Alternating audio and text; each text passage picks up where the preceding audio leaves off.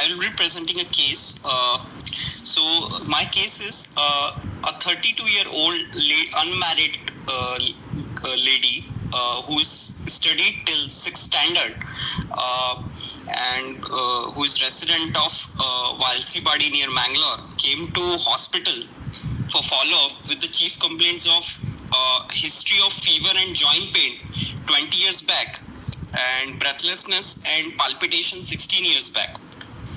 So now the again, patient... See, Saurabh. Yes, sir. Like the other day when I said, I was telling Murtaja. Yes. Now she has not come with the history of fever. Correct? Yes, sir. Yeah. She has not come with the history of fever. We want to know, when you talk about the chief complaints, as you call it, the CC, I want to know rather, what is the presentation with which she has come today to you? First thing. Yes. And then you elaborate on the other things. You understand? Yes, sir. So what you are yes, telling me is the past history and coming into the objective is completely lost. Okay, sir. Sir, actually, she had came for just follow-up. Presently, she is asymptomatic. Follow-up, whatever. So you say that the patient is presently asymptomatic, has come for a follow-up. Do you know what she has come for a follow-up for? For is cardiac consultation. Yeah, cardiac consultation. When you ask about follow-up, what are the things you are looking out for follow-up examination?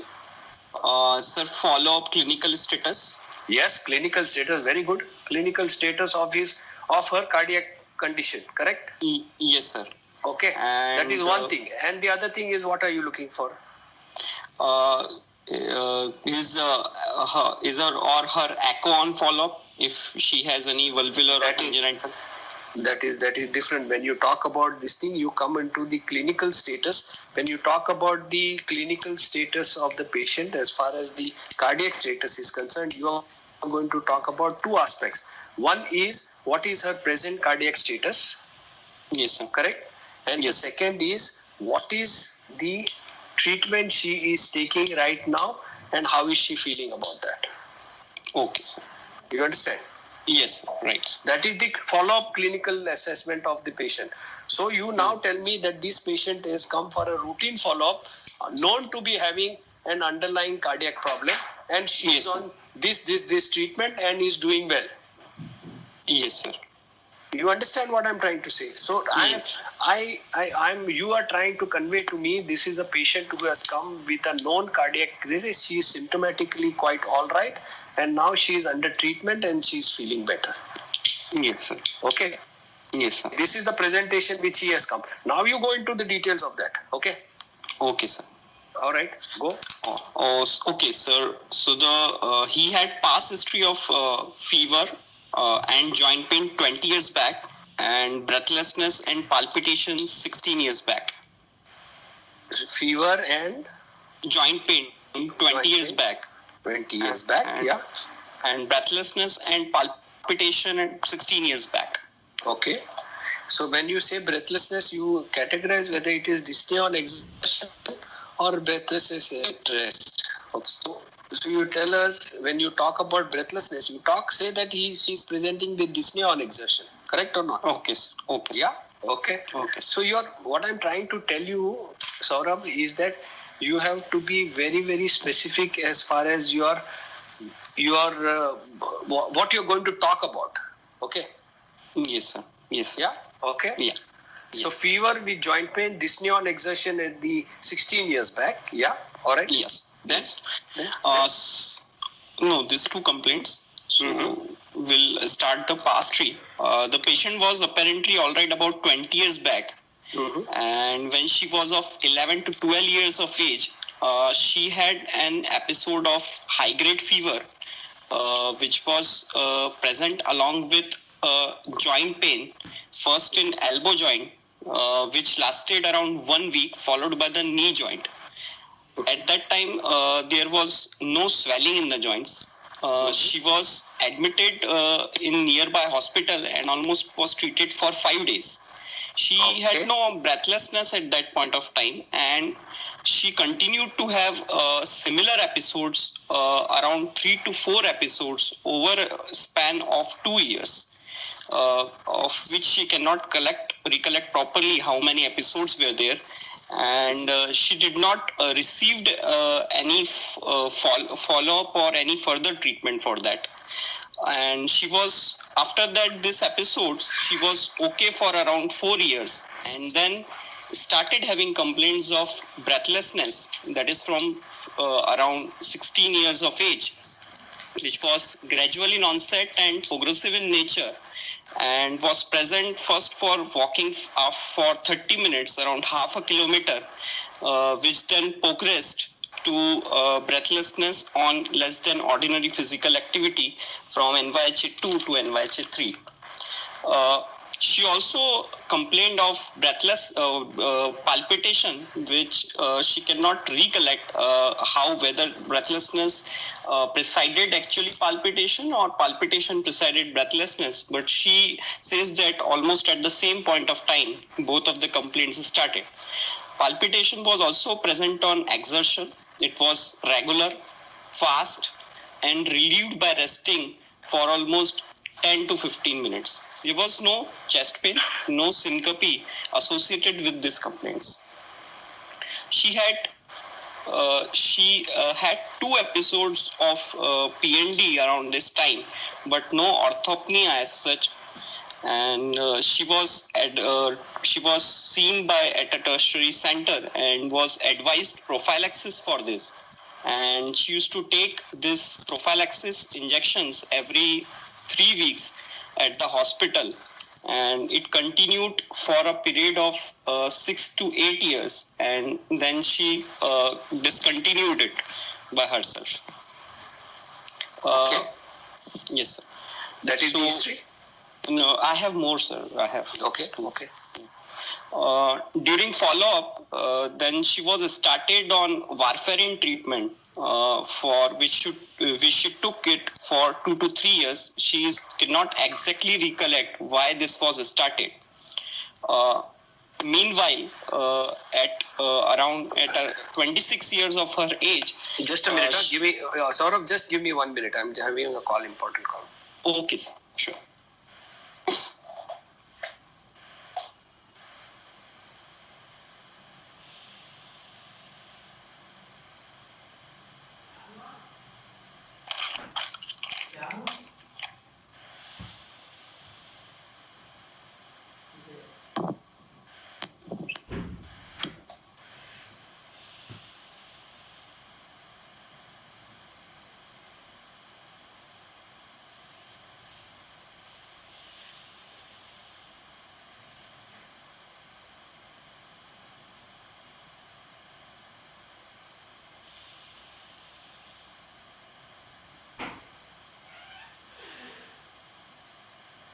Yeah. Sorry. Okay, Saurabh? Hello? Yes, sir. Yeah, I can hear you now. So she was given warfarin, you said. Okay. Yes, sir. Okay. Yeah. Which she took for around 2 to 3 years, till 26 years of age. Then she was admitted with complaints of headache and vomiting, and she was admitted in ICU for a day. And according to her, CT scan was done at that time, which showed some bleeding. So she underwent a neurosurgical procedure for the same, and scar is also there according to her. No history of any trauma or no history of any focal neurological deficit present at that point of time. And warfarin was stopped and she was discharged. Okay, all right. Okay, fine. Should go ahead, sir? Yeah. Should I go finish your history and then I'll come. Okay, sir.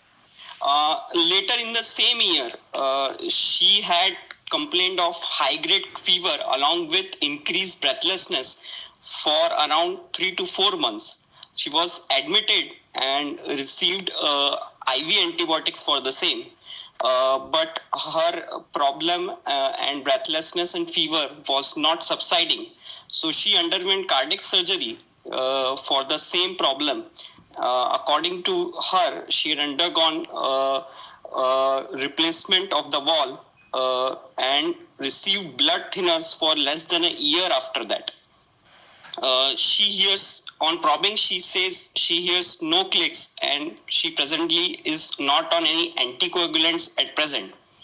After surgery, her symptoms were relieved and she is on a regular follow-up, and she is receiving intramuscular injection which she takes every 3 weeks. So, summarizing my history, she is a 32-year-old lady. Wait. Before you summarize, Yes, sir. couple of things I want to ask you. Yes, sir. One is, when you said that at the age of 20 years she came with history of fever with joint pain. First the elbow, and then Yes, sir. the without any swelling.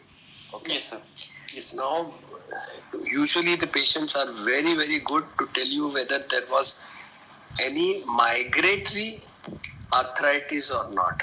Whether there was both of them were reflected at the same time, or whether they were both of them came at a different time. So Yes. this is important. Okay. Yes, sir.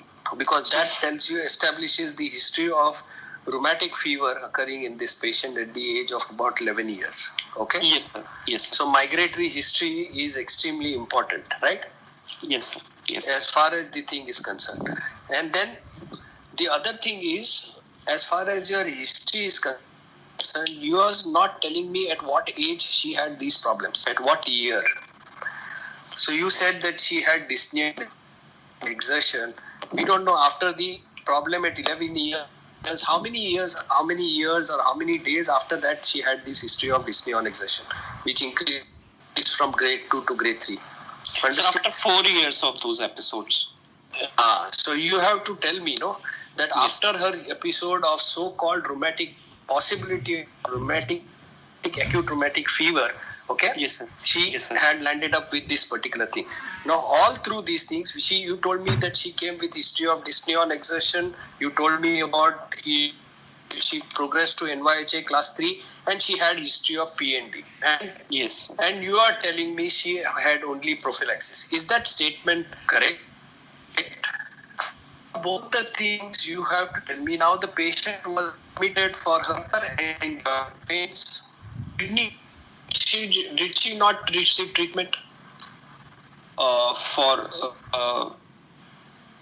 She is bound to have received some treatment. Yes. No, so you have to make a mention that she received treatment, or maybe at Yes. that time whether she received injectable treatment or whether she received some tablets or so, and for how long she required this thing. It is important, no, for us Yes, to know sir. whether she was Yes, sir. properly treated for this rheumatic fever or not. That Yes, is sir. one point of view. Okay. The second is, you are talking about after PND, you are saying that she received prophylaxis. When a patient who comes with PND, is he going to be treated at home? Is he going to be treated with prophylaxis? The patient was admitted to the hospital and was given appropriate treatment and then discharged. Correct or not? Yes. Yes, sir. And then she was followed up by giving prophylaxis for this. Okay. Yes. So when you talk about these things, it is important that you say that the patient received treatment and then after treatment she was started on warfarin. So it comes into the flow of events what she is having. So first she had history suggestive of rheumatic fever. She progressed with the cardiac problem. She went into PND and this thing. She was treated. She was given some medications, and then she was maintained on some medication, and then also started with warfarin. Correct? Yes. Yes. So that is the flow. So you are giving us an idea what is happening to her with the treatment part also at the same time. Yes, sir. Okay. Then Yes, you sir. said that she had evidence of fever with antibiotic, given high-grade fever. Now, when you have a high-grade fever, what are you postulating? Sir, considering this background history of acute rheumatic heart disease, she could have another Again, you did episode. not tell. You said that she did not. At what time of her age did she have this high fever? So this was at 26 years After of her age. PND and after she was on this warfarin, Yes, sir. was this event after the episode of neuro problem, or whether it was before the evidence of No, neuro it problem? was after neuro problem, but in the same year, at 26 years of age. So you have to tell me, no, that thing. Yes. So you have to tell me the flow that she was kept on warfarin, which is for about 2 years or so, whatever the time limit was. I don't know how much time she was given this thing, and then she landed up with this neurological problem. She was settled after that, and then she came with history of fever and antibiotic. Now, when you ask for fever, what are the other things you're going to ask? What are you postulating for fever? Yes, sir. So whether she had any complaint of again a joint pain with swelling, whether there was any increased breathlessness or deterioration. Very good. So who's going to tell me that? Yes, sir. Yes, sir. So I want to know when you are talking about this history, I want to know whether she has got again an attack of rheumatic fever, or Yes, sir. which is not likely because she Yes. is getting IV antibiotic. Okay. Yes. All right. Yes. The second thing is most likely is that she is having some complication related to the underlying cardiac problem. That means she is Yes. having infective endocarditis. So when Yes. she has infective endocarditis, what are you going to ask her? Other things which you are going to which are the important point as far as history is concerned. Sir, any history of any hematuria, any history of any Forget about hematuria. The first thing which is coming to her mind when besides fever she will manifest. The patient will manifest. Yes, Yes, she had very high fever. Then Yes, what? sir. The second thing, in a patient who has got underlying cardiac problem, what happens with infective endocarditis? Sir, any history of presenting with heart failure? That's right. The sudden deterioration of the cardiac status. It's very Yes. important to know what happened to her, and that is why she was taken up for surgery. Yes, sir. So you have to, in the flow of event, you have to mention the important points of the histories. And so as an examiner, I know what is happening to her. In my mind, I am making a sequence of what is happening to her. That she had fever, she had sudden deterioration. You have not asked whether she had sudden deterioration in her cardiac symptoms or not. We don't know whether she had any embolic episode. We don't know whether she Yes. had any arrhythmic episodes at that time. We don't know. So these are important points which you have to elaborate in the history. Yes, sir. You got it? Yes, sir. And then once she is undergone into a cardiac valve replacement, we know that she has undergone therapeutic intervention for the particular problem. Okay. Now, Yes. at the same time, you are telling me that she does not hear any click. Now, many of the patients, this is an irrelevant statement. I am not Okay. hearing the click. Okay. Okay. The patient is not expected to know whether the valve is functioning or not by hearing the click sound. What if the patient is, she is a female, correct? Yes, sir. Mm-hmm. And in a female, she comes into the childbearing age. Yes, sir. Might be getting a bioprosthetic valve mostly, Yes, sir. correct? Yeah. You have to think in those terms. So where are you talking about clicks? Yes, sir. And then And you are talking about IM injections which are being given to her after. Now, I don't understand why is she getting IM injections. What is the basis of giving IM injections? Sir, Because she might be getting IM injections. So I want Yes, to she's- know what is the relevance of that. because even after undergoing a replacement of the valve, she's again the risk for having a rheumatic fever, because she is a case of recurrent rheumatic fever, and she could have affliction of other valves which were not involved at before episodes, or maybe having again deterioration. Very good. So the injection which he is getting, you should specify whether getting 3 weekly or 4 weekly. Okay. Yes. Yes. It's important because Yes, we sir. want to know when you are talking about that she's getting intramuscular injections. What is the idea? Is she continuing to have history of infective endocarditis fever continuing, and she is being kept on IM injections? I don't know. Yes, sir. Correct? Yes, sir. All right. Now, the other thing I want to ask you, Yes, as sir. far as now you touched upon rheumatic fever. Okay. Yes, sir. At the age of 11 years. Yes, sir.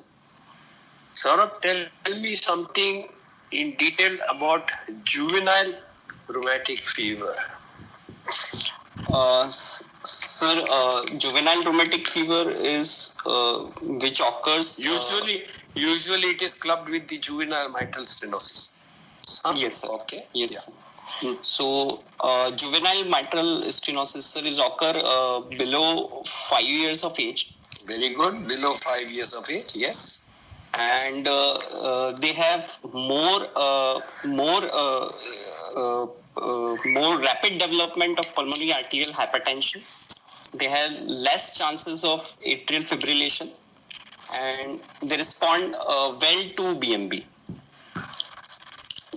Well to BMB.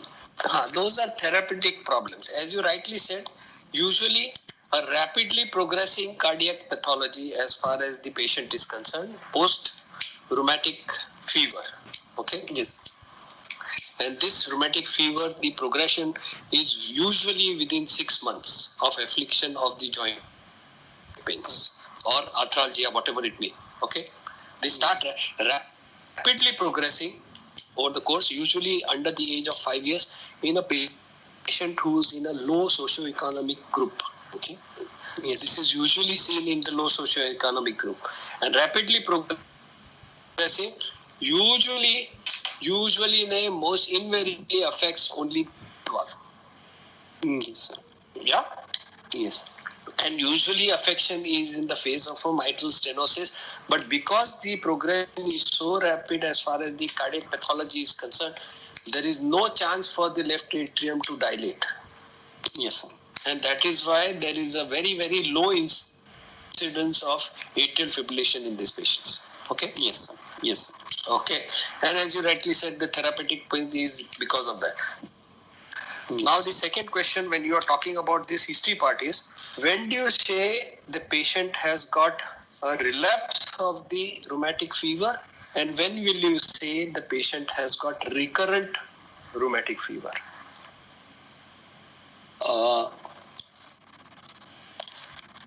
Sir, relapse after. There are two entities. One is recurrent rheumatic fever, and the second one is relapse of a rheumatic fever. Correct? Yes, sir. So both are very important. Yes, sir. Yes, sir. Both are very important from cardiac point of view. Yes, sir. So when will you say that the patient has got a relapse of the rheumatic fever, and I think he says that he's got recurrent rheumatic fever? Sir, relapse when the ASO titer of the previous infection is still not accepted. Not accepted. Anybody? See this thing I want to tell all of you. Rheumatic fever, you should know inside out. Acute rheumatic fever. Inside out, absolutely. First thing is, I'm going to come about the treatment part of acute rheumatic fever. And when you talk about fever and joint pains, okay? Yes, sir. These patients, you must understand that when the patient is likely to have a cardiac affliction because of the rheumatic fever, almost 80% of them will manifest with cardiac symptoms, cardiac affection, okay? In rheumatic fever, acute rheumatic fever. That is hand in hand with the joint pains. As a sequelae of beta hemolytic streptococcal infection, manifesting with rheumatic fever. Okay, joint pains and carditis, that are the highest on cards, correct? Yes, okay. Sir. Now, when the rheumatic fever is there, you must remember that most of the time in rheumatic fever, in almost about 50% of that 80%, it is usually a pancarditis. Yes, sir. Okay, pancarditis. So, when you have an acute rheumatic fever, there are two very important history points. I'm not talking relevant to this particular patient. I'm talking, this happened long time back. But when you get a history patient who is present with rheumatic fever, there are certain things you have to take care. What was the type of fever the patient? Okay, this is the question which is usually asked. Then whether the patient had tachycardia or not. Yes. The third thing is chest pain, and the chest pain is usually because of the pericarditis. Okay, Yes. which you have to ask when the patient is talking about acute rheumatic fever. Okay. Yes. Yes, sir. Then again, I am telling you, as far as the acute rheumatic fever is concerned, what is the recommended treatment line today? Yes, sir. First thing is, I will ask you this question after we come to clarification of your factor of relapse and recurrence. Yes, sir. Anybody? Sir, relapse is worsening of rheumatic fever while under therapy. It almost always manifests as carditis, sir. It is always with carditis when we talk about relapse of rheumatic fever. Yes. Okay, It is while we are under related therapy, to sir. this. Till what therapy? Till what date of thing we talk about the relapse? Sir, while we are undergoing therapy, sir, under acute therapy, sir. Say, okay. Let me ask you one question. Suppose if the patient has got acute rheumatic fever and he is manifested with carditis, and you have put him on treatment, okay, the conventional treatment. We'll come to the treatment part of it. If you have continued with the treatment part of it, and the patient continues to have fever and things like that, and then there is a sudden deterioration, at what time are you going to say that this is likely to be relapse? There is a time period. Less than 4 weeks, sir. It is exactly more than if 8 you find weeks. that the 8 relapse weeks. occurs. Sorry, 6 weeks. 8 weeks, sir. 8 weeks. It is 6 weeks. Okay. Hello? Yes, sir. On treatment, if the patient has again aggravation of the symptoms on treatment at 6 weeks, it is called as relapse. Hello? Yes, sir. Okay. You understood? Yes, sir. Yes, sir. If on treatment, if the patient has got a recurrence of the symptoms or aggravation of the symptoms, then it is called as relapse of the rheumatic fever. You understand? Yes, So sir. 2 points are important. On treatment, 6 weeks. Yes, sir. Now you tell me what is recurrent.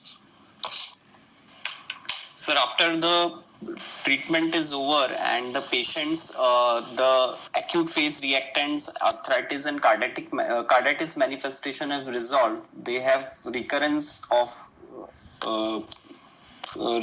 manifestations of carditis and other manifestations. Correct, you are right. That is the theoretics of behind what is the recurrence.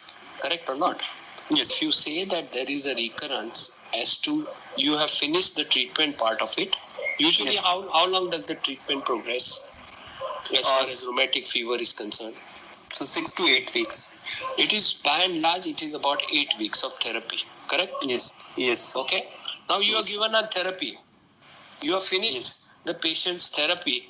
After how much time, if he comes again with a recurrence, I'm giving how much time if after the period of treatment where the patient has settled and the patient comes back again with symptoms of rheumatic fever? So 3 months. Anybody? 6 to 8 weeks. 8 weeks, sir. 8 weeks. 8 weeks. 8 weeks.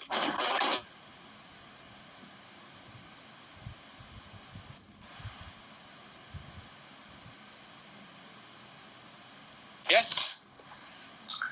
Neeraj is there or not? Hello? Yeah, I'm there. He's there. Yes. Where is Kunal? 6 weeks. Kunal is there on the line? I want to ask Kunal.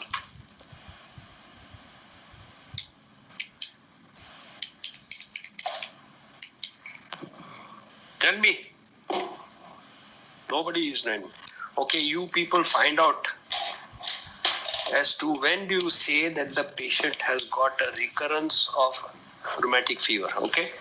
Okay, sir. It is important to know. All these things are very, very important to know. All right?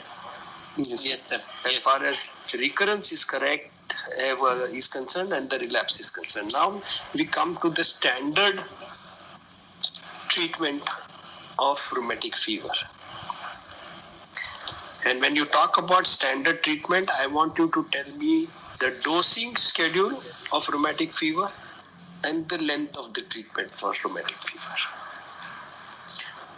So basically, treatment of rheumatic fever will comprise of the bed rest, removing or eradication of any likely pathogen which is present, so injection of benzathine penicillin, then treatment of carditis and treatment of arthritis. There is no separate regimen as far as treatment of arthritis is concerned and regimen as far as carditis is concerned. Okay? Yes. They are both all clubbed together. Okay? Yes. When we talk about a rheumatic sore throat, Yes, sir. okay? Yes. What is the treatment? Let me come back to one step behind. What is the treatment? You think that it is beta hemolytic streptococcal infection. Yes, sir. Yes, sir. Yeah? You suspect that. What are Yes. you going to treat him with? So we'll give injection benzathine penicillin, Okay. depending upon the weight. Then Okay. we can give other regimens also, like oral penicillin we can give for 250 milligram BD for 10 days. Then For we can rheumatic sore throat. rheumatic sore throats for 10 days treatment. Okay. Then we can give amoxicillin also. By and large, when you suspect that it is a rheumatic sore throat, Yes. then the treatment hovers around a little wider spectrum Okay, sir. of antibiotic. Either it is ampicillin or it is amoxicillin. Yes, sir. Okay. Yes, sir. Now the treatment regimen for a rheumatic sore throat is anywhere from 2 weeks to 3 weeks. Okay, sir. Okay. When you strongly suspect that this is rheumatic fever. All right. Oh, okay, sir. Now you tell me the standard regimen and the modifications of regimen as far as acute rheumatic fever is.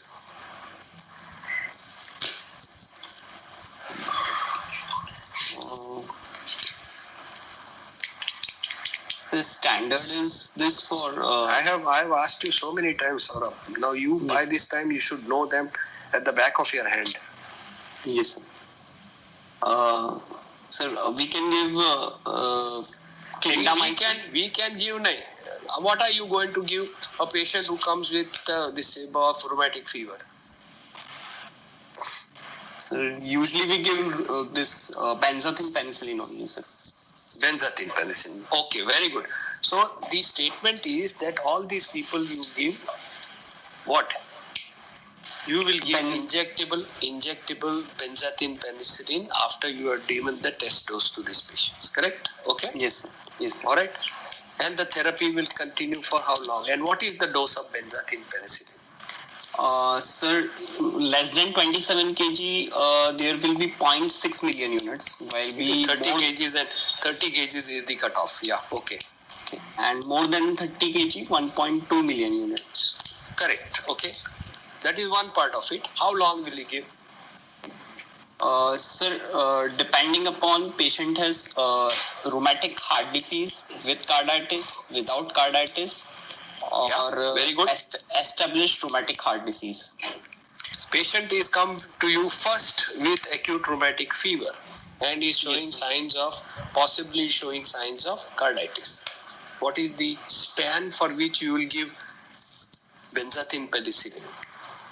You give how much? Every day you give benzathine penicillin or no, sir, every 3 weeks or every 4 weeks, which is recommended. Yeah, you say it is usually when acute rheumatic fever it is every 3 weeks. No discussion about it. 3 weeks. Okay? Yes, sir. Yeah. Yes, sir. How long?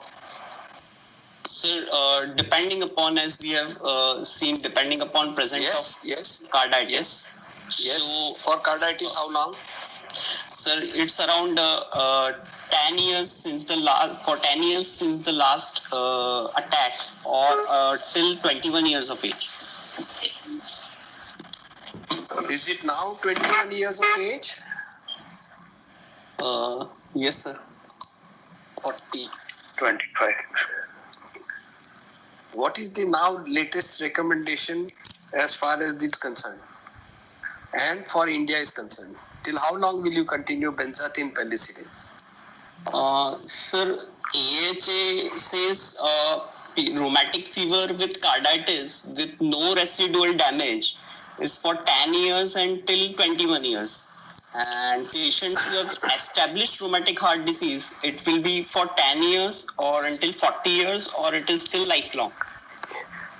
By and large, if you find that the patient is suspected to be having carditis, okay, Yes. the treatment regimen has to be a prolonged treatment. Yes. Okay. Yes. Okay, because the recurrence is going to be high in such patients. Okay. Yes, sir. In these patients, the minimum time recommended is till 25 years of age, going up to about 35 years of age. Yes, sir. Okay, 35 years of age. Lifetime is an ideal situation which is not taken into consideration, but it is 21 years and 35 years. How the patient manifests itself over the course of time will decide whether you continue after 21 to 35 or whether Yes, sir. you stop at 21 on. Okay. Yes. Now that is one part of it. Yes. Then what else? Then we have to give aspirin to the patient for Which is 70 aspirin? Yeah. and 75 to 100 milligram per kg in 2 to 3 divided doses. 75 to 100 milligram per kg over 3 to 4 divided doses. Okay. Usually 3 divided doses. Yeah. Yes, sir. For how long? For till the resolution of symptoms and when the acute phase reactants have come to baseline, but it's arbitrary taken around 6 to 8 weeks. See, you must remember once, I don't know, we used to treat a lot of rheumatic fevers in our time. Okay. Yes, sir. The moment people start the patient on aspirin on such high dose, Yes, sir. patient's relief becomes very fast. Okay. Yes. By and large, they respond within about 48 to 72 hours as far as their symptomatology is concerned. Yes, sir. Now, you by and large do not depend upon the symptomatology or the clinical findings as far as the rheumatic carditis is concerned. Okay? Yes, sir.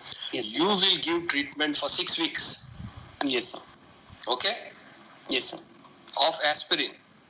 Yes, sir.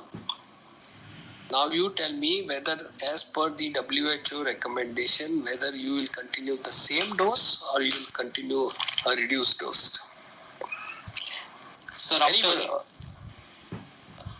Anyone else wants to answer? Yes. Saurabh, yes. Very good. Tell me. Sir, after 2 weeks, we can reduce the dose.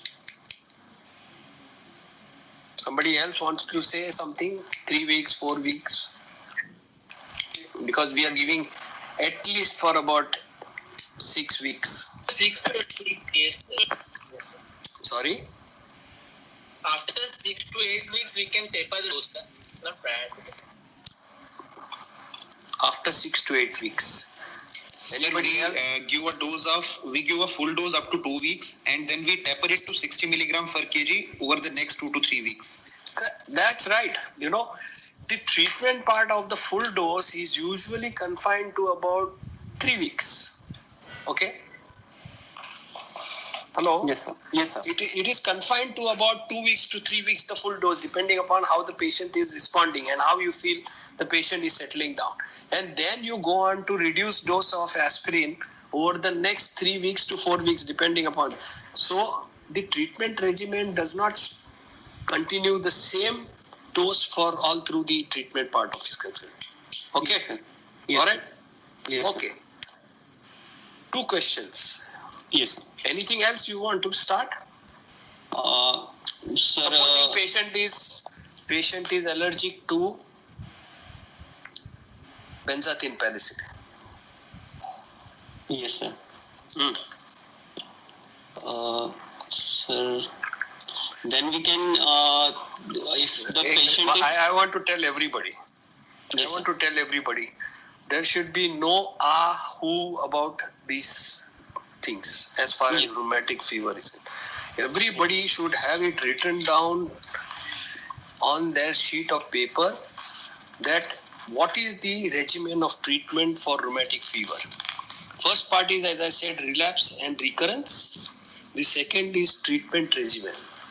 What Yes, is sir. the treatment for benzathine penicillin? What is the treatment regimen for aspirin? And what is the treatment for alternative to benzathine penicillin? Yes, sir. It should come immediately. You should not waste time. The moment you are wasting time, I know that you are not certain about the thing. Yes, sir. And we in India should know everything about the treatment part of it. Although the incidence has gone down, but we were at the forefront, we in Bangladesh. Okay? Yes, yes, sir. Yeah. So we can give, sir, cephalexin if patient is allergic to penicillin group of drugs. You are And- the treating physician. So you Yes. said we can give, you say I will give. So I will give I will give azithromycin 12 milligram or 12 to 15 milligram per kg. Then we clarithromycin 15 milligram per kg.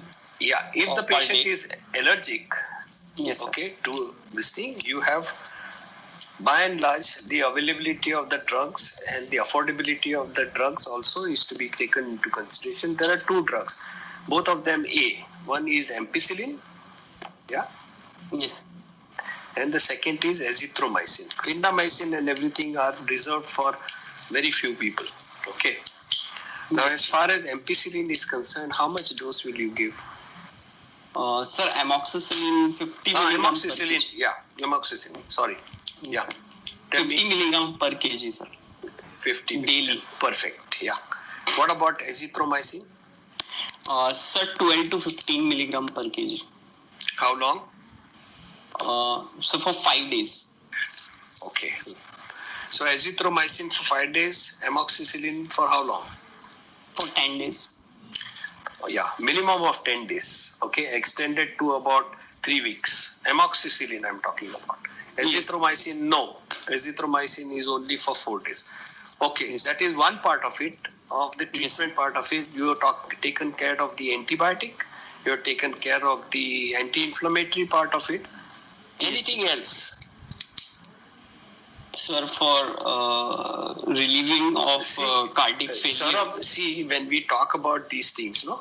When we Yes, talk about treatment part of rheumatic fever, Yes, sir. in general, Yes, when you answer, you have to talk about the acute rheumatic fever. I'm going to start with this. Yes, The sir. second thing is the anti-inflammatory part. I'm going to start with aspirin. Okay. Yes, yes, sir. And then what is the other drug which you have it in your armamentarium?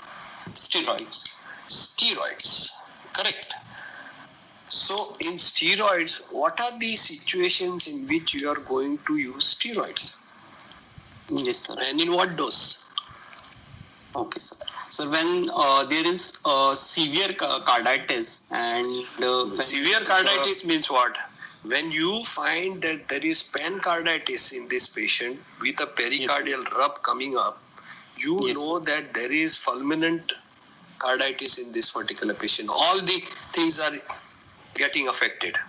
Yes, sir. Okay. Yes, sir. So this is, and if the patient, okay, go ahead. Then, so this is the situation when there is a pancarditis with pericardial rub coming up. Yes, sir. You will consider starting steroids. Yes, sir. Correct? On day one, Yes. you'll start steroids. No, sir. We will start with aspirin first. I say and that then you we start steroids on day one. Which situation?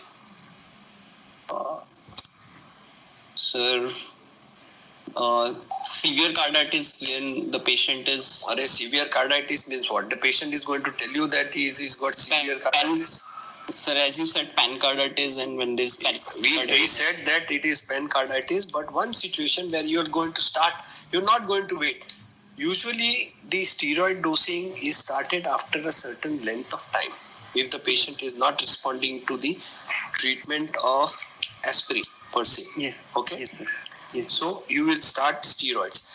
But you tell me one situation where you are going to start steroids right from day one. So when yes, sir. When there is any contraindication to aspirin. Okay, all right. Contraindication to aspirin. Or any That is side not the effects answer of I'm expecting. If there is pericardial We said heart that failure. if you have Patient in heart failure. Correct. Tell me, if the patient comes with acute rheumatic fever, patient comes in fulminant cardiac failure, you Yes, know sir. that this fellow has got a severe amount of carditis. Okay? Yes, sir. Yes, There sir. are two instances in which you would like to start steroids on day one. One is Yes. if the patient has got pericardial rough, you are Yes, sir. justifying in starting steroids to enhance the anti-inflammatory effect of aspirin. Yes, And the sir. second is if the patient comes in failure with acute Yes, rheumatic sir. fever. Yes. Okay? Yes, sir. So you people should read about all these things, when you talk about rheumatic fever and things like that. Yes. You should know everything about rheumatic fever. Yes, sir. And if you start steroid, how long are you going to start? All these things you should know. Yes, sir. Bolo? Yes, sir, kya? Sir, we'll give for another 6 to 8 weeks, and then after taps. Is the favorite statement for treatment. Huh? Yes, sir. Steroids by and 3 large months, are 12 not weeks. given. No, they are not Sir, given it's for a for prolonged 4 period weeks. of time. Yeah, usually it is given for a short period, anywhere ranging from about 2 weeks to 4 weeks, depending upon the patient, how he is recovering. He is recovering from that. Okay, it's usually a short-term treatment. If you find the patient is having relapse of rheumatic fever, then this is another drug which has to be used. Okay. Yes, sir. So the categorization of use of steroid in rheumatic fever is very specific. Yes, sir. Understood? Yes, sir. Okay? Yes, sir. Okay. So 2 to 4 weeks will taper. Yeah, usually And then- start tapering off and then take it off. Yes. Okay, go ahead. You wanted to tell me something more about the history, is it? We will summarizing. Yeah. Okay. Summarize. Yeah. So she is a 32-year-old lady with past history of acute rheumatic fever at the age of 11 years of age, breathlessness and palpitation from 16 years of age, had undergone neurosurgery because of complication of oral anticoagulant. And in the same year, she had infective endocarditis, which was followed by a wall replacement surgery. Okay. Now I forgot to ask you one thing. I had written down now that you Yes, are sir. elaborating on the history. The other point I want to tell you, she is a young lady. Okay. Yes, sir. All right. Young lady. Yes, sir. Who was an aspirin, okay?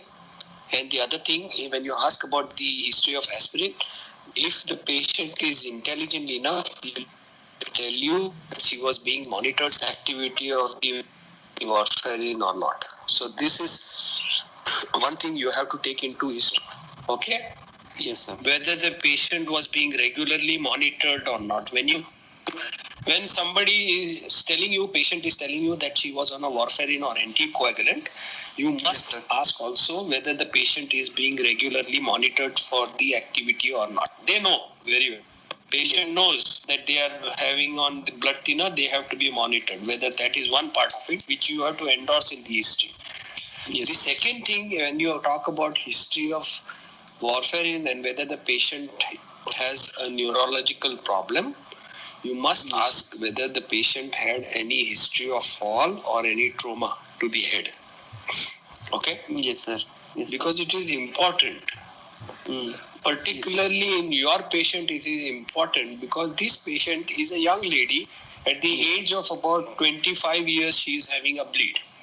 Yes, sir. So the bleed is likely to be unwarranted increase into the anticoagulant activity, or the patient Yes. could have had trauma and had a subdural Yes, sir. hematoma or hemorrhage, for which he has undergone surgery. So these two things I forgot to elaborate. I had written down. So this is important to know. Yes, sir. You understand?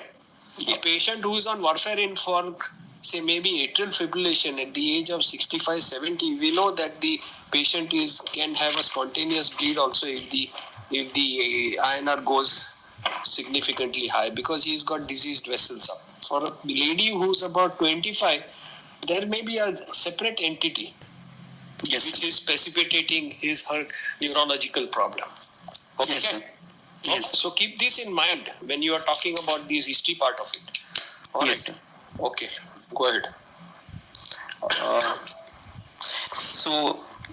Provisional diagnosis, rheumatic heart disease, status post bioprosthetic valve replacement. Sorry. Saurabh, 1 minute. The other thing, I'm not too sure whether the correlation is proper or not. The other thing is, when you are talking, you manifested that the patient had neurological problem, and then she manifested with fever and antibiotics. So the other thing to be taken into consideration of a patient who has got rheumatic heart problem and the patient Yes. is on antibiotic, you have to also keep in mind whether the patient has got over what? Rheumatic fever. Not rheumatic fever, infective endocarditis. Yes, So infective endocarditis per se can be one of the causative factors for a neurological problem occurring. Yes, sir. So in this patient, when you are talking, the patient was on warfarin. Now I think there is a gap between your patient and the history of head injury, surgery for the neurological problem and the manifestation of high fever with antibiotics, isn't it? Yes, There is a significant time gap. Yes, sir. There is a significant time gap, no? So what Yes, I'm sir. trying to say is that if the patient has got neurological thing for which she is operated and she has got an intracranial bleed, I'm not taking into consideration warfarin. The other factor you have to keep in mind that this could be a manifestation of infective endocarditis with embolic episode occurring neurologically. Okay? Yes, sir. Yeah. So go ahead. Just summarize again the history. Quickly. Yes, sir. Provisional diagnosis, rheumatic heart disease, status post bioprosthetic valve replacement, could be a single valve, double valve, MVR, AVR or DVR.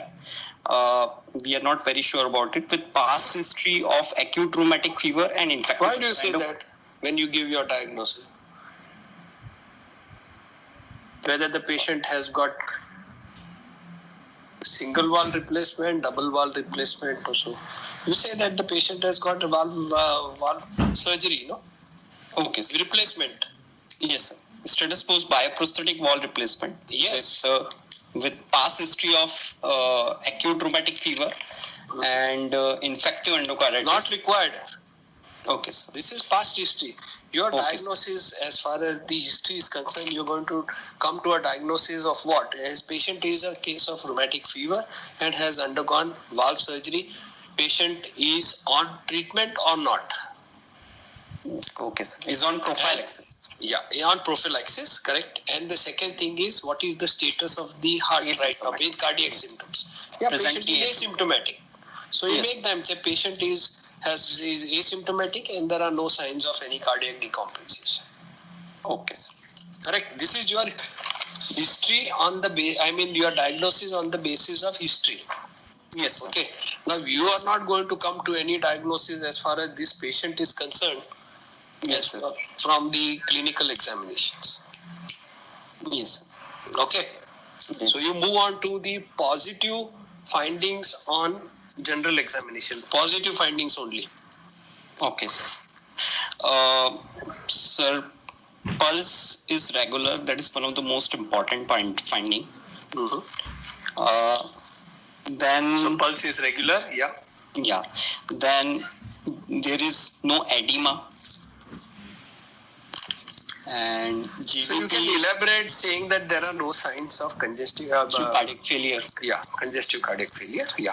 And no evidence of infective endocarditis or present any rheumatic activity. No evidence or findings suggestive of infective endocarditis. Okay. And acute rheumatic activity. And acute on general. rheumatic activity. Okay. What about the blood pressure?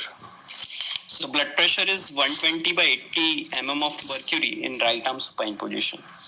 So a normal pulse pressure with BP of 120 by 80. Okay. Yes. Okay. Come to so it is collaborating with the history that the patient has been operated and been operated well as far as the present status is concerned. Does not seem to be having any complications related to the surgery. Correct? Yes. Because the patient is in regular rhythm, the patient is having a good pulse pressure, normal pulse pressure, there is no signs of congestive cardiac failure or infective endocarditis or acute rheumatic fevers. Correct? Yeah? Yes. Yes, sir. Okay. Go ahead. Yes, sir. So on cardiovascular system examination, on inspection, chest is bilaterally symmetrical. Median sternotomy scar is seen. No pulsation is seen. Apical impulse is not visualized on inspection. Mm-hmm. Okay. On palpation, inspectory findings are confirmed, and there is no thrill, no parasternal heave, and apex beat is felt in fifth intercostal space, 1 centimeter medial to mid clavicular line, a normal apex beat. Okay. Yeah. Percussion on left, so lever dullness is in left fifth intercostal space, and left second intercostal space is resonant. Yeah. And left heart border corresponds to apex, and right heart border is retrosternal. Okay. So on auscultation, Yeah. the S1 is normal. So the S2 is normal with normal split. No S3, no S4, no metallic clicks heard, no other additional sounds heard. There is ejection systolic murmur heard at right second intercostal space, mixed frequency, short in length, early to mid picking, best heard in leaning forward position in expiration, and radiating to carotids, and same murmur heard in neo-aortic area. Mm-hmm. Okay. So it is best heard in the second right intercostal space, also heard in the Erb's area and going to the carotids. Okay. What about the grade of the murmur? What about respiratory variation? So best heard in expiration, sir. Yeah. Anything else? Leaning forward? Leaning forward, yes. Yeah. Okay. Any maneuvers you? When you talk about a murmur, you have to mention all these things. Yes, sir. Comes as a part of the examination system for an ejection systolic murmur or a mid-diastolic murmur or a pan-systolic murmur in a valvular heart disease. Yes, sir. Yeah? Yes, sir. Now you talk about a mixed frequency murmur. Yes, okay. Yes. Now by and large, when you have, and you know that this is occurring in the ejection systolic murmur, it is, which is usually described as a crescendo decrescendo murmur. Okay. Yes, sir. And usually it is a low frequency murmur. Okay. Yes, sir. We must remember all the murmurs which occur at the outflow tract. Yes, sir. Okay, are usually low frequency murmurs. Yes, sir. Those which are at the inflow tracts are usually high frequency murmur. Usually, I am talking about. Yes, sir.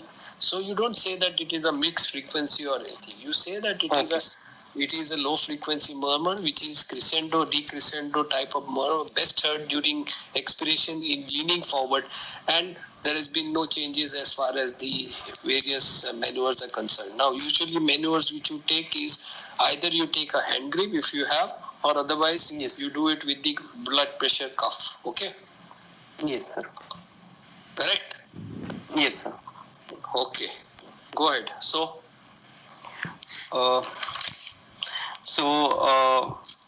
final diagnosis, rheumatic heart disease, status post bioprosthetic wall replacement. Where now? Now you know where it is, no?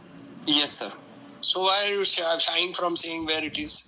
In the history, as far as your diagnosis on the basis of history, you are not certain where it is. Yes, sir. Now after examination, you are certain about it, no? Yes, sir. AVR.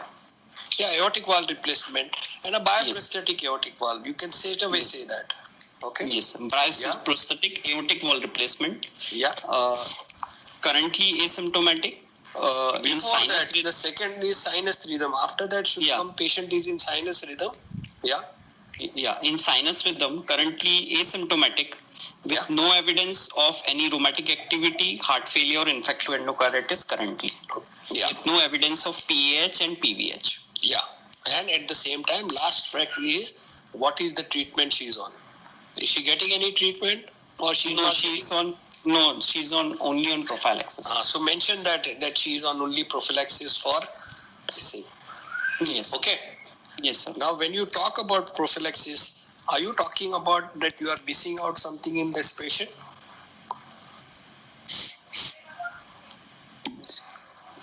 Or it is that you are following the WHO criteria that you are going to give it till the age of 35. Correct? Yes, sir. So, there are two possibilities, no? Whether the patient on previous diagnosis had affliction of some other valve. For example, it is the mitral valve we talked, okay? Yes. Which was afflicted with the pathology, but it is not showing any significant hemodynamic problems. Yes, sir. Okay, one thing is that. The second thing is the patient does not have any affection of any of the other valves, and the patient is being prophylaxis only for prevention of any recurrence of the rheumatic fever. Yes, sir. Okay? Yes, sir. Now you are going to tell me, there are two things which you are going to tell me, whether the patient has got any affection of the mitral valve or not. So on a clinical examination, you have shared that there are no signs suggestive of any affection of the mitral valve, correct or not? Neither there is any the accentuation of the first start sound, neither there is any MDM, neither there is any significant mitral regurgitation, murmur or whatever. I mean, no third arch or nothing at all. So your basis of giving prophylaxis here is as per the criteria of WHO, where we would continue it for at least till the age of 35 years. Yes, sir. Okay. Yes. All right. So what do you want to see now first, ECG or X-ray?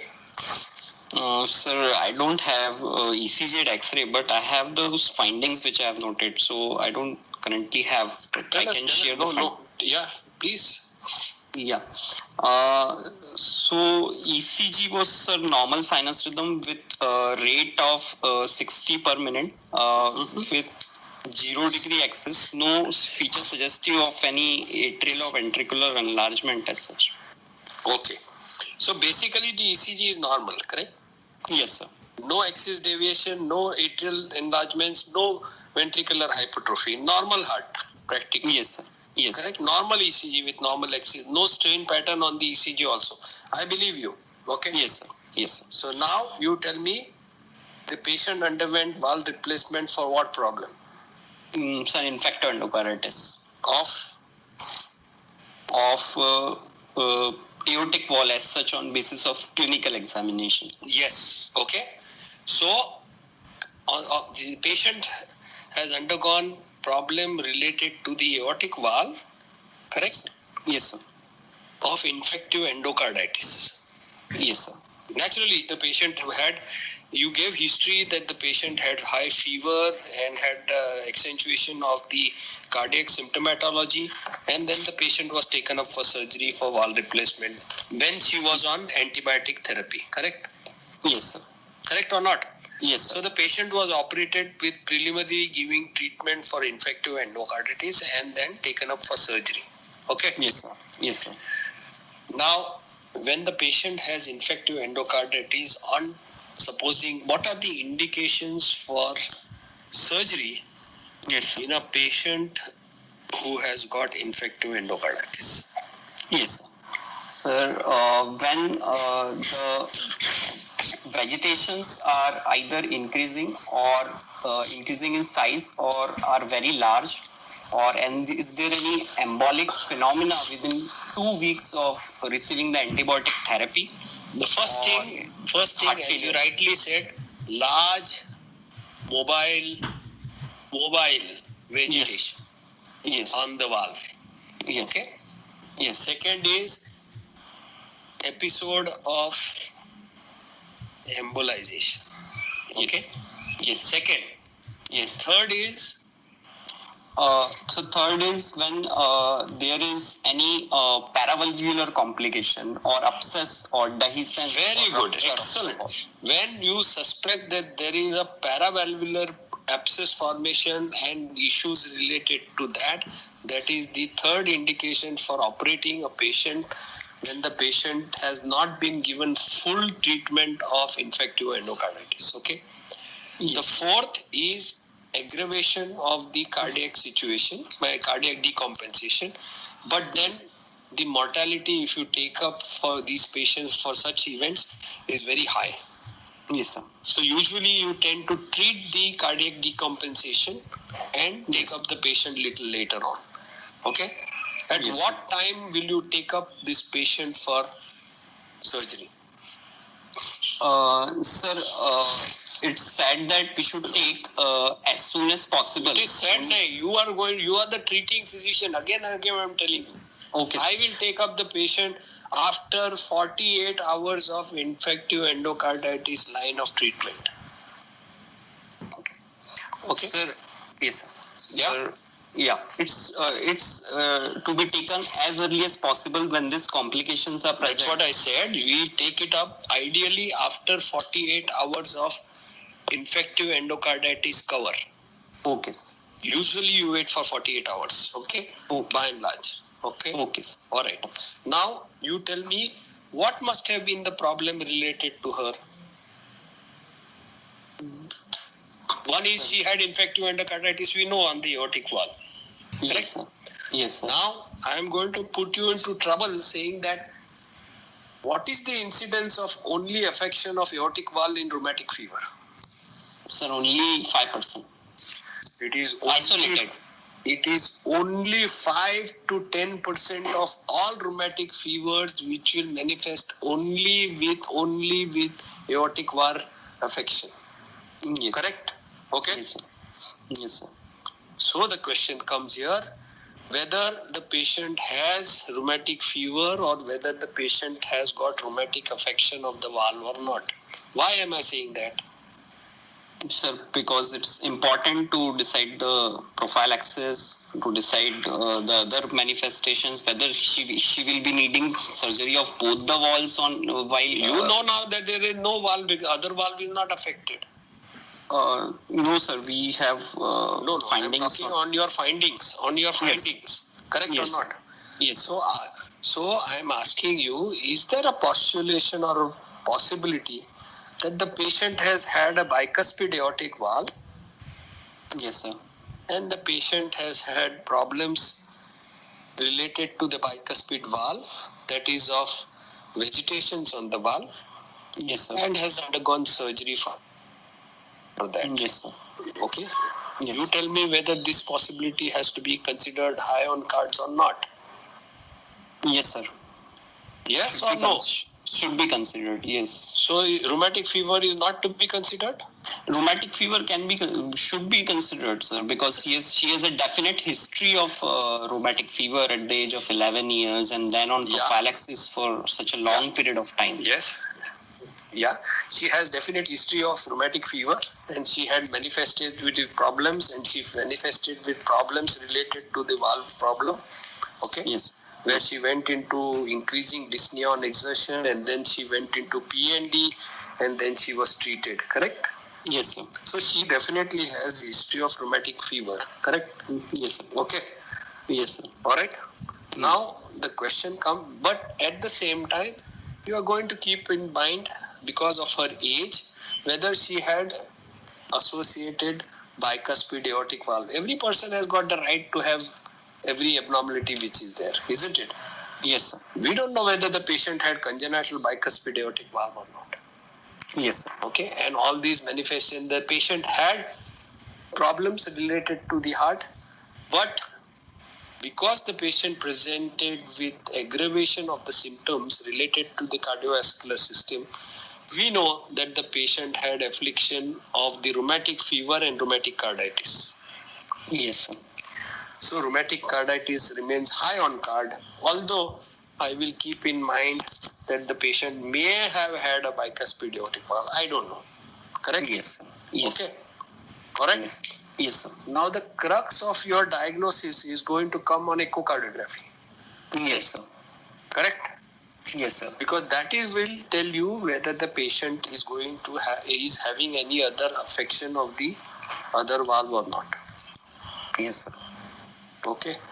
Yes, sir. As far as the patient is concerned, the patient doesn't have any overt signs of severe aortic regurgitation or significant aortic stenosis. Usually the combined lesion is commoner with rheumatic affection of the aortic. Yes. Correct? Okay? Yes. It usually does not manifest itself with only with aortic regurgitation. Yeah? Yes, sir. So the combination is more likely. Yes. Combination is also more likely, but it is more likely to be stenotic as far as bicuspid aortic valve is concerned. Yes, sir. Okay? Yes, sir. So now you tell us we are not interested in the X-ray. Yes, sir. Okay, you tell me the X-ray. Why it is not important? Okay. You show me the X-ray. You have X-ray? No. No, I have the findings, sir. I don't Okay. have the X-ray Okay. right now. Yeah, She had situs solitus levocardia with previous marks of suture marks of cardiac surgery. Then Why CT previous ratio marks? was- The patient has got marks of cardiac surgery, no? Suture Yes, marks. sir. Yeah. Yes, sir. Yes, sir. And patient has CT ratio which was normal. There was no prosthesis visualized as such on chest X-ray, and there was normal LV contour. Okay. Very good. So now, in the X-ray chest, Saurabh, Yes, sir. how will you decide whether it is aortic valve or whether it is mitral valve? You are given only the X-ray. Yes, sir. So we draw a line from the left cardiophrenic angle to the Left cardiophrenic angle. right cardiophrenic angle, and we to the left cardiac border. The cardiac border is going from top to bottom. At the level of appendage. I don't know. This is not accepted. This is not accepted. Tell me. Somebody tell me. Hello? Everybody is Right cardiophrenic angle to left hilum, sir. Hilum again is not, it's a vague thing, no? Hilum can extend from one point to the other point. Which is the upper point of the hilum, sir. where upper point of hilum? Pulmonary bay. Anybody better answer? Kunal? I don't hear Kunal. Where is he? Is he there, Kunal? No, he's not there. Okay. See, these things are not to be no beating around the bush as far as these answers are concerned. The point is from the right cardiophrenic angle to the junction of the pulmonary conus and the left atrial appendage. Okay? That means at the inferior aspect of the pulmonary conus. You understood? Yes, sir. So from that point to that other point, you draw a line and then you do what?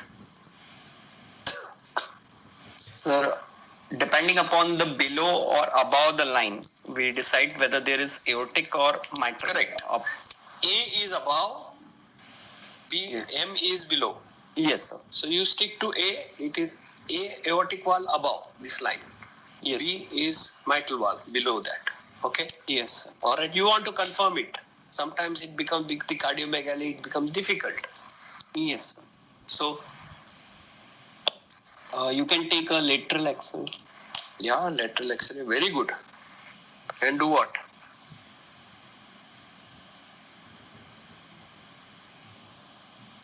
Yes, come on, somebody. I'm hungry now. I have to go for another call, eat and go for another call. Tell me fast. I don't know. Come on. Murtaza, I see. Who's that? Pragati? You are presented, no? You're good. Tell me what is it? In the lateral. Neeraj? Middle 1/3 it is mitral, posterior 1/3 it is aortic. See, The in lateral one. It's a line between carina to apex. Apex to the carina, and the one valve which is above it is the aortic valve, below it will be the mitral valve. No. In the simple thing to remember in the lateral is that the cardiac silhouette is divided from the anterior-posterior into three parts. Okay. The anterior part, the middle part, and the posterior part. Okay. All right. Yes, sir. The aortic valve is in the anterior. Again, the A is anterior, M is into the middle valve. Middle. Yes. Okay. So this is the straightforward thing as per the radiological assess is concerned. On the PA view and the lateral view, lateral divide into three parts. Middle is mitral, A is anterior. Okay. Yes, sir. All right. Go ahead. Echo wise now. Yes, sir. Sir, echo showed. Okay. Any other thing I forgot to ask. In the Yes, sir. X-ray, are there any signs of post stenotic dilatation? Is there? So, what I'm trying to say is the negative finding on the X-ray is also important, since you would like to say that there is no shadow aortic root dilatation seen. Yes. Okay. Yes, sir. Whether the patient had any stenotic lesion to begin with, or we don't know. So negative point is also important. Okay. Yes. All right. Go on to the echo. Sir, echo showed good LVEF, and there was mitral and aortic both valve were replaced. Tell me something, Saurabh, 1 minute. When somebody, the examiner, is asking you, tell me about the echo, are you going to say that the LVEF is good? First thing. No, sir. Then, what are you going to tell us first? Important thing as far as echocardiography is concerned. Sir, since we are See, you have to discussing answer systematically. And when Yes. you are answering also, you are also at one hemisphere is giving the answer, the other hemisphere is thinking, what is the next answer I am going to give? Yes, sir. So you start with the chamber dimensions. Okay, sir. So that detailed report I don't have. No, I am telling you in general. Yes. What are you going to? Now you Yes. know whatever is the echo report, you are going to say that the chamber dimensions are normal. Yes, sir. Okay. Then Yes. you are going to talk about the heart ventricular function is good. Yes, sir. And then you are going to talk about the individual valves. Okay, sir. Okay. So Yes, tell sir. me that. What is that? Sir, chamber dimensions are normal. Yeah. The LV functions are normal. Yeah. And the prosthesis was visualized both in mitral and aortic position. The mitral wall, the prosthesis at the mitral wall had a mean gradient of 8/4, and while the aortic wall mean gradient was around 39 mm of mercury. 39? Yes, sir.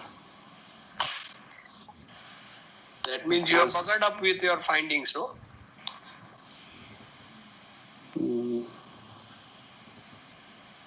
She actually had patient prosthesis mismatch, sir.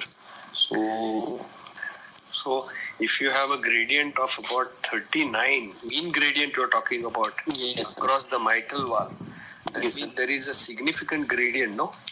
Yes, sir. So if you are having a significant gradient, what do you expect to find? Some kind of if could be having a late picking of the murmur, or maybe Don't pulse which is. When I asked you that question, you have to answer again thinking about it. First thing is, when there is a significant gradient across the mitral valve position, that means there is going to be LA hypertension, correct? Yes, sir. Reflected onto the pulmonary venous. Okay. Yes, sir. So what I'm trying to say, if that the patient is having significant, answer to the question is, what am I going to find? I might have to look for definitive history of dyspnea on exertion. Yes, sir. Or undue exertion. Yes, sir. Isn't it? Yes, sir. First thing. Yes. Second thing is, I'm going to look for whether there are any peripheral signs. Yes. Whether the patient has got any atrial fibrillation or not. Yes, sir. Because that will reflect that the LA is dilated. I'm going to find out whether the patient's pulse pressure is good or not. Yes, sir. Because if there is significant stenotic lesion, Yes, pulse pressure may be on the lower side. Okay.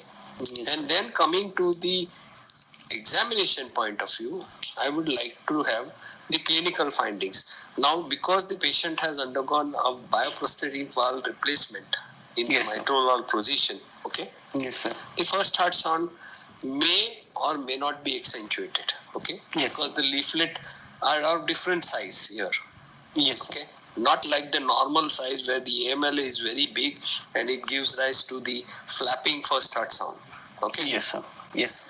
So the first heart sound you would have expected to be louder, but because the patient has got myoprosthetic valve, the thing is not there. Okay. Yes, sir. But I would like to see whether the patient has got any mid-diastolic murmur. So you have to say that I would like you whether you auscultated the patient in the left lateral situation or not at the apex. Yes, sir. So these things are very important, that all the murmurs which are being auscultated and which are reflecting and which are being told by you Yes, should sir. be done in all situations. Yes, sir. Okay. I don't Yes. know whether you auscultated the patient in the left lateral or No, sir, I did. So, because the apex beat was not visualized, so I had to auscultate. But that does not mean if the apex beat is not visualized and if the apex beat is not palpable, then you do what? Left lateral and then feel for the pulse apex Yes. beat. And Yes. that time also you have to feel for the this thing. So what I'm trying to say is then your auscultatory examination has to be complete, in the sense when you talk about the murmur, you talk Yes. about the grade, you talk about the murmur quality during various phases of respiration, whether it is altered by any maneuvers or not. Okay. Okay, sir. And the second thing is, at the apex, you must always auscultate that patient in the left lateral position, whether you Yes. are hearing or not properly any murmur. Even if you are hearing a good murmur, you must make it a point, make it a habit to auscultate that patient in the left lateral position. There are so many finds which you will get, which you don't hear in the patient lying supine, when you make the patient lie in the left lateral situation. Yes. Okay. The third thing is auscultate the patient below both the clavicles. Yes, sir. Fourth thing is auscultate the patient in the suprasternal notch and the carotids. This has to be a regular feature. Third, last one is to auscultate the back, both in the infrascapular region and at the peripheries. Yes. There is no shortcut to that. Yes, sir. Okay? Yes. Everybody must do that. Whether Yes. you are hearing a loud murmur, whether you are hearing a soft murmur, this has to be there. Okay. Yes, sir. Okay. So I don't know. I think that there would have been a mid-diastolic murmur on this particular patient, or at least a pre-systolic accentuation in this murmur, because he is having a significant gradient across the mitral prosthesis. Okay. And No, sir, not at mitral prosthesis, sir. then where Is are you that talking about 39? 39 is at the aortic position. Mitral Oh. gradient is 8/4, sir. Oh, that's okay. Then this is an ejection systolic murmur occurring. But otherwise also, I am talking about what I told you holds true about the Yes. auscultation part of it. Yes, sir. Okay. Yes, sir. So in your patient, of course, the mitral valve is good. The aortic valve looks to be a little smaller as far as the annulus is concerned. Okay. Yes, sir. Yes, sir. Right. Yes, sir. So, and the other thing is, as far as the patient is concerned, what are the treatment modalities which you undertake when a patient has got bioprosthetic valves? Now, as I said, I estimated that the patient is going to be given a bioprosthetic valve because of their age.